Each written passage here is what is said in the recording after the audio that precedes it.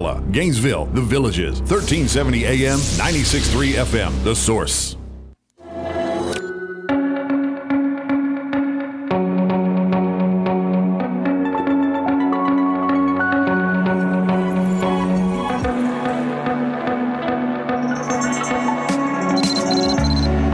All right, 25 minutes before 11 o'clock. I had a look. Boy, it seems like it should be earlier. The morning flew, huh? It sure did. Before 11? Really? Is that late already? I know, it's great. 100 years ago, my grandfather was probably really happy because the war he was fighting in was over. That was World War I, and I know that we didn't call it that back then. We called it the Great War, right? Mm-hmm. Or we didn't. We weren't even here. Yeah. But Neal Bascomb is on the phone. He has written a book called The Grand Escape. Neal is a journalist and editor. A coffee drinker, I like that. Yeah. A researcher. It's my favorite. And I found the book. If you're looking at the streaming video we do when we do these interviews, I have a picture of the cover of the book, The Grand Escape, on there, and I got it from Amazon. And before we introduce Neal, I want to read to you what it says on here on Amazon. It says, at the height of World War I, as battles raged in the trenches and in the air, another struggle for survival was being waged in the most notorious prisoner of war camp in all of Germany, Holzminden, a land-locked Alcatraz of sorts. It was home to the most troublesome Allied prisoners and the most talented at escape. The Grand Escape tells the remarkable tale of a band of pilots who pulled off an ingenious plan and made it out of enemy territory in the biggest breakout of World War I. Wow, that's a cool. That's all you need to know, right? But there is a lot more to know in The Grand Escape, the greatest prison breakup of the 20th century. Good morning, Neal Bascomb. It's an honor to have you on our show. Neal? How did things like that happen? Didn't even notice he wasn't on. He went away. The phone lines are just amazing. I know. So you're going to figure out how to get him back? Yeah. He was just on the phone. I know. Well, there was my intro. He didn't hear the intro. But anyway, so do we have the book? Just curious. No, we don't have the book. So, don't you? Here we go. Neal, is that you? Yeah, I lost you for some reason. Yeah, I don't know if you heard the intro, but basically, I just read what it said on Amazon. Thank you for being on the air with us. I guess where are you? I'll start with that easy question. Where are you? I'm actually in Seattle, so for me, it's still early, 7:30. Oh my gosh! Well, thank you for getting up early. So, am I just a bad history student, or is there a reason why I never heard of Holzminden?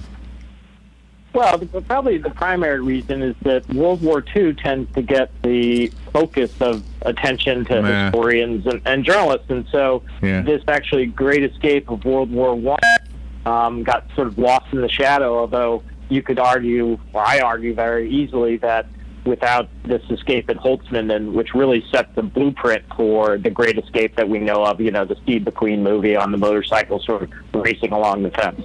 Okay, and this, where in Germany was Holzminden?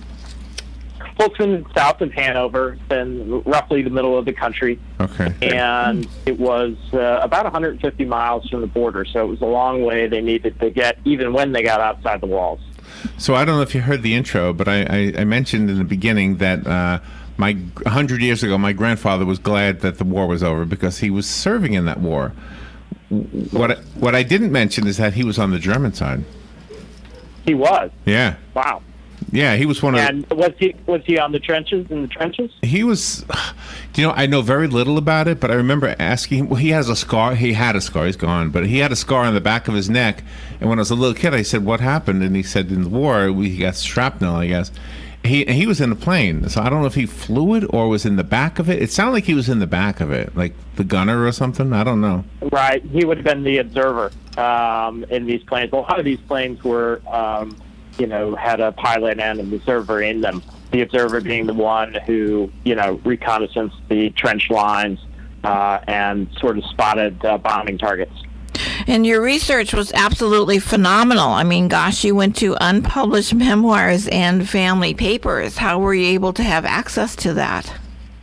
Well, I knew from the beginning, of course, that, 100 years has passed, so my chances of interviewing people were pretty nil. And so the archives in London and elsewhere were pretty skim on what was available. So I actually went to the families and, the grandsons, granddaughters, nephews, cousins, sometimes sort of distant people. I'm not sure what the connection was, and asked them, what do you have? Do you have any papers? And, I've done this before on other books, and most of the times you find almost nothing.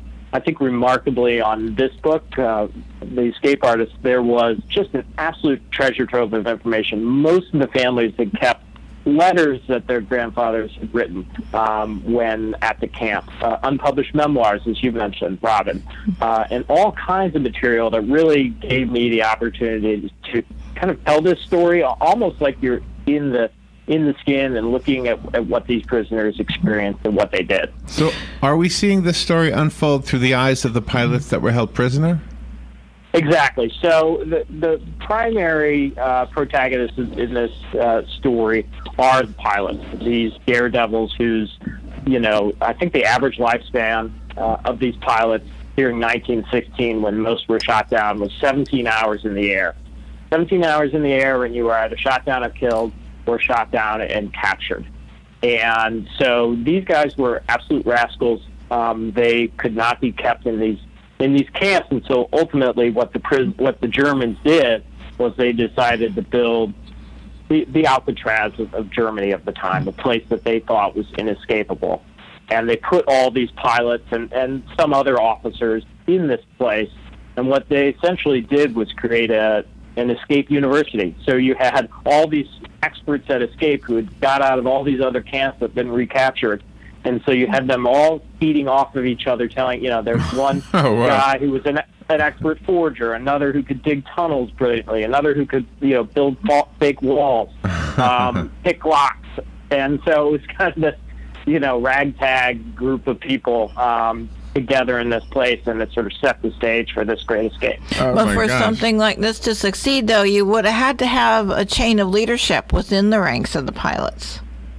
You did. You absolutely, Robin. I mean, that's the sort of part of the core of this story is the story of an officer named Lieutenant David Gray. He was born in India to a British father who was a doctor. He came back to England, went to military school, and was actually an Army officer, an Army engineer, sapper, participated in the early campaigns in the East for the British. And then in 1915, saw these planes soaring overhead and decided, he'd much rather be there than in, digging trenches and the like. And so he became a pilot, a very good fighter pilot. He was actually shot down in the first firefight by the Red Baron.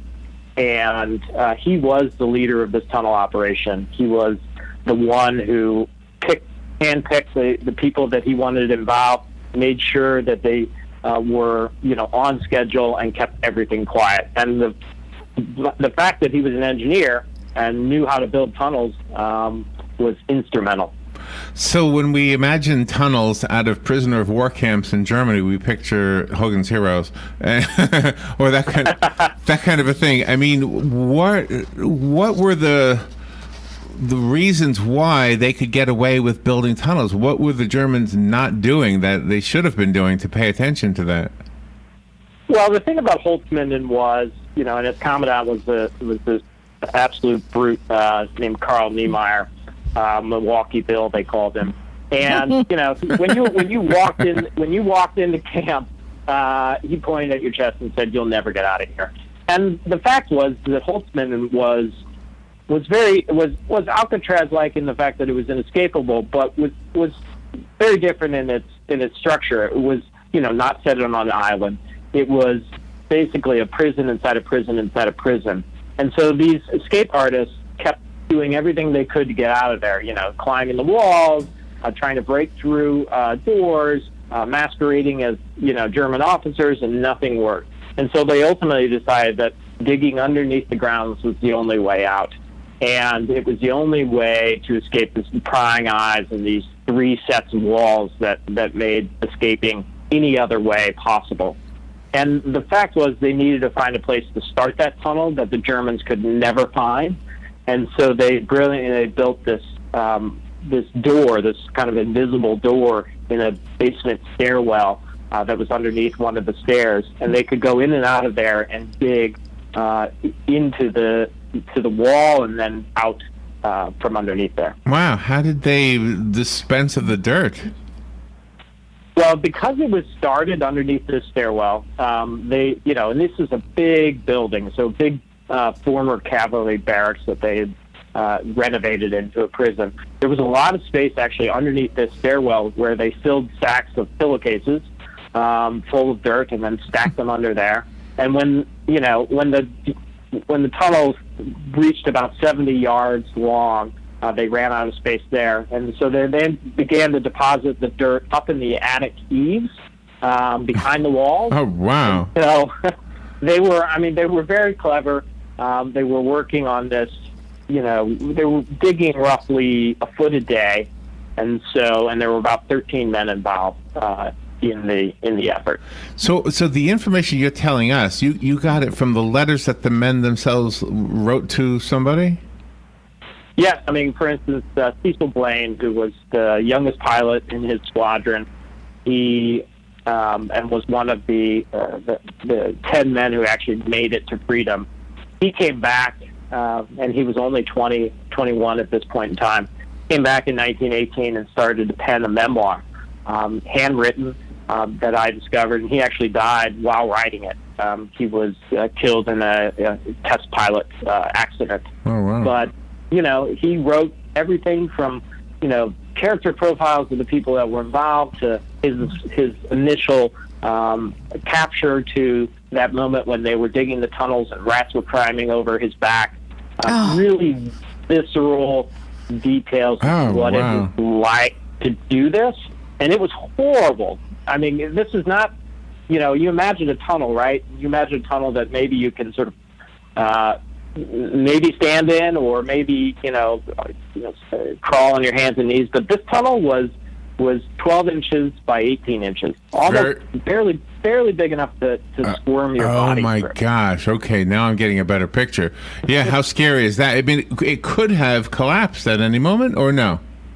Absolutely. It did collapse. It collapsed numerous times while they were building it. They revetted it, supported the tunnel with the bed boards from their beds in the barracks. Okay. But, this was not foolproof.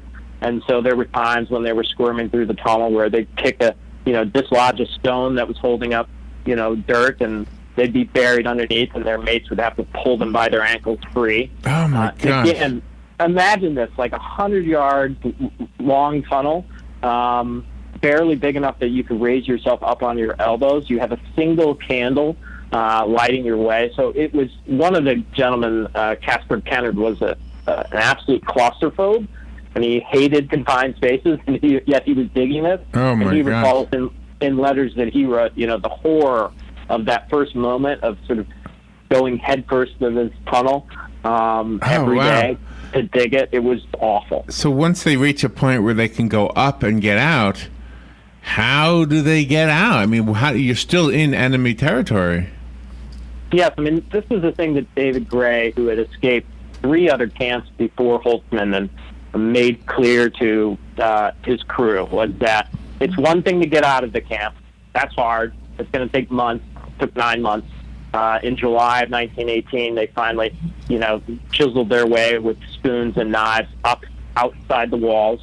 But now they have to go 150 miles to Holland, where they would be free. Wow. And there was a manhunt out to them. And so he made it clear to this crew that they needed plans, they needed supplies, they needed maps, they needed disguises, they need passes. And he and his mates, Blaine and Kennard, probably had the best plan.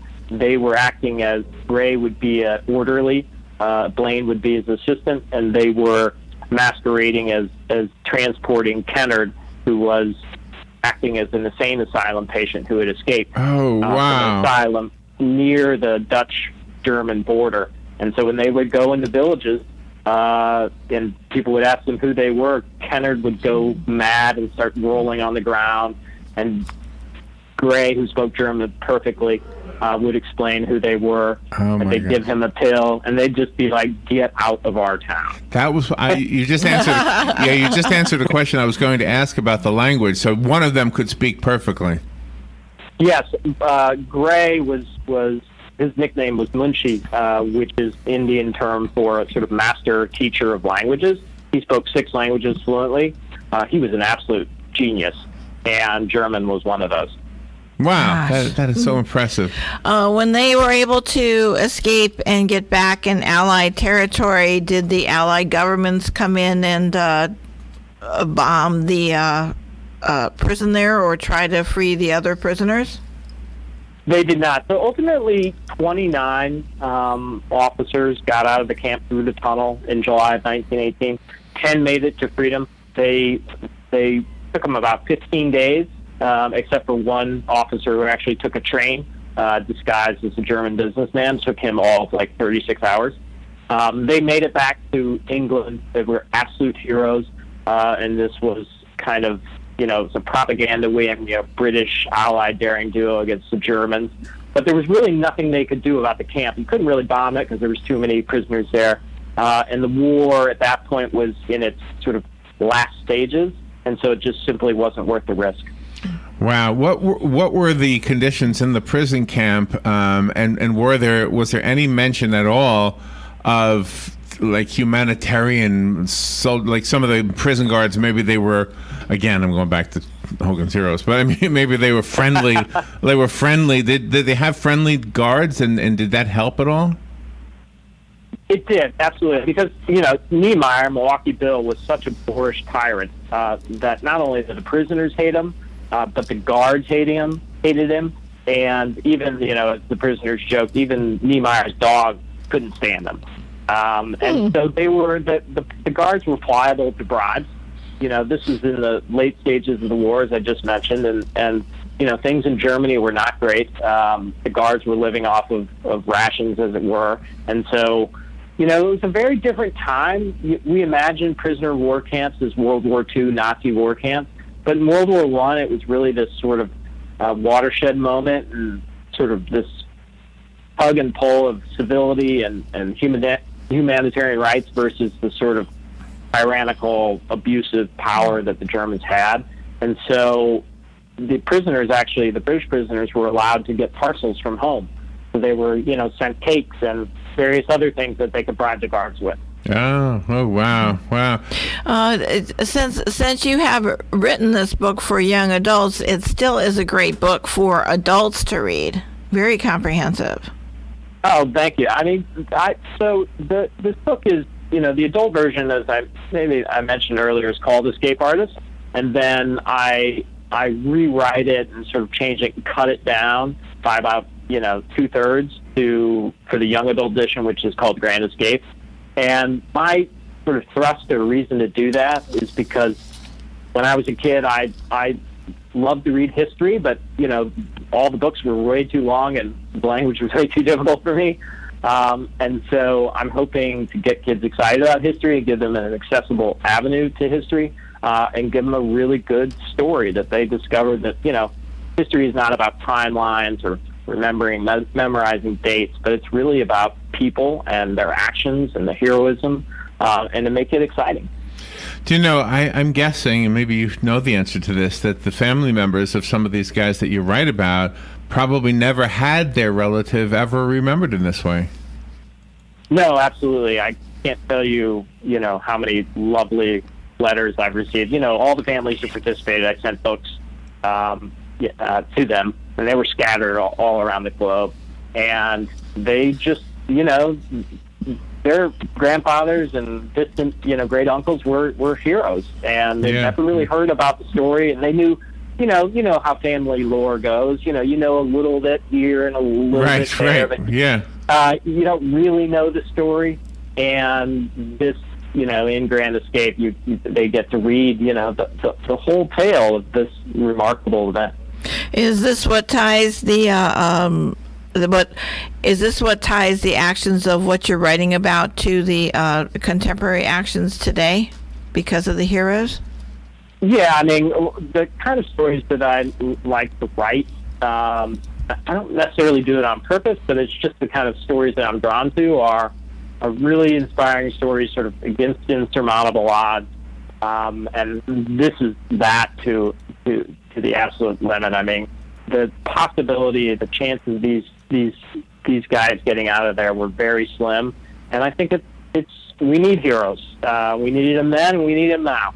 And I think that the lesson here is that sort of ordinary people can do extraordinary things, and that's what I hope people get out of this book. If you're looking at the streaming video, I just put the photograph of Neal. I had the cover of your book the whole time. You're a good-looking guy. He has a Harrison Ford kind of a look, doesn't he? I think so. Yeah, I do.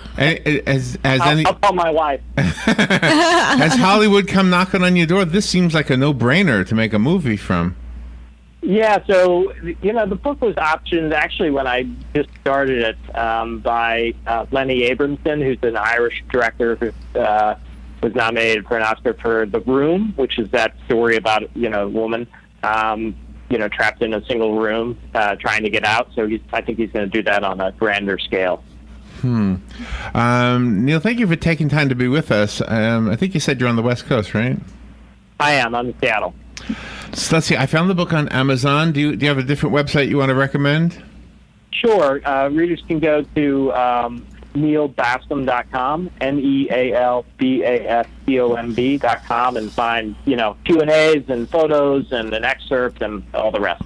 Well, you're really making history exciting, especially for the students in school, and you're also giving them license to be creative with their talents of writing and doing their own research and putting something wonderful together on their own. I hope so, and I speak to students, fairly frequently, and it's so fun to see them understand that as you said, history is exciting, and I think we can all learn from it. And I think it will never be forgotten this way. No, exactly. It has. And whether it's this story of World War I or it's a story of the Holocaust or anything, I think. We need to look at what happened and try to do better. Yeah, I think we understand World War II better when we know about World War I. I think you have to know one in order to better understand the other. Your book, by the way, is number 14 right now on Amazon. It's a Kindle version in the Europe category, so you must be doing something right. Well, thank you for being on the air with us, Neal. It's available also as a Kindle and an audiobook, which I'm a big fan of audiobooks. Yeah, it's a fun audiobook. The reader's great. My kids love audiobooks. They listen to them on their Alexa Echo at night going to bed, although not this one. I see. I love everything like that. All right, Neal, thank you for taking your time to be with us today, for getting up early, and for doing all the research that made us aware of this amazing story. Well, I appreciate you having me on. That was outstanding. We'll take a little break. We'll be right back.